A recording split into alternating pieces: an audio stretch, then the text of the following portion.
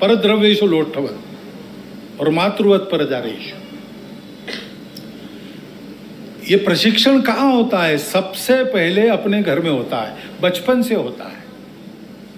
घर का वातावरण वैसा करना, घर के सब लोगों को वैसा व्यवहार रखना चाहिए, अपने कुटुंब में इसकी चर्चा करते रहनी चाहिए, वैसा वातावरण बनाना चाहिए। शिक्षा नीति में ये आना चाहिए। नई शिक्षा नीति में इसका प्रयास चल रहा है, परंतु वो जो कॉलेज स्कूल में शिक्षा मिलती है, यानी प्रबोधन होता है, भाषण होता है, पढ़ना होता है, सुनना होता है, केवल उससे नहीं होता, देखना भी होता है।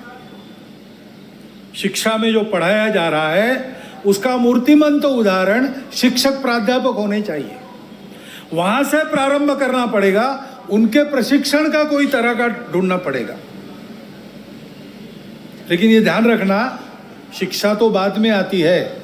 आयु के 3 साल से लेकर 12 साल तक की घर के वातावरण से और घर में होने वाले संवाद से मनोभूमिका बनती है, आदमी उसी दिशा में आगे बढ़ता है। इसलिए घर और ऐसे शिक्षा संस्थान, उसके साथ साथ सामाजिक वातावरण, समाज में जिनको देखकर लोग चलते हैं, यद्यदाचरति श्रेष्ठ तत्तदेवेतरो जनः महाजनो येन गतस्स पंथा, कई उक्तियां हैं। समाज के प्रमुख लोग जैसा चलते हैं वैसा सब लोग करते, विचार करने की झंझट में नहीं करते पढ़ते, उनकी वो क्षमता नहीं, वो समझते भी नहीं। तो जिनको बड़ा माना जाता है, जो लोकप्रिय है, जो प्रभावी है, वो जैसा कहेंगे करेंगे, वैसा कहते करते हैं लोग। उनको ये चिंता करनी चाहिए, समाज के मन को गढ़ने वाले माध्यमों को इसकी चिंता करनी चाहिए कि हमारे करने में से समाज की धारणा करने वाले, समाज में भद्रता मांगल्य कायम रखने वाले मूल्यों का पोषण होना चाहिए। कम से कम उसको धक्का लगे ऐसा कुछ नहीं करना चाहिए। जिस प्रकार की बातें आती है ओटीटी प्लेटफॉर्म्स वगैरह पर,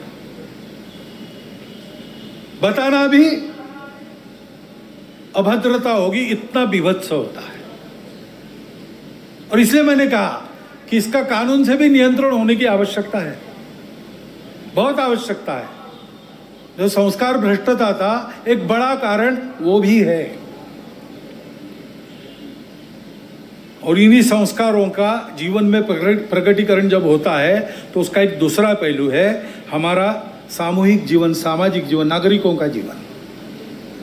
हम लोगों को देश में साथ में रहना है, साथ में रहना है तो ठीक से चलना आना चाहिए ना।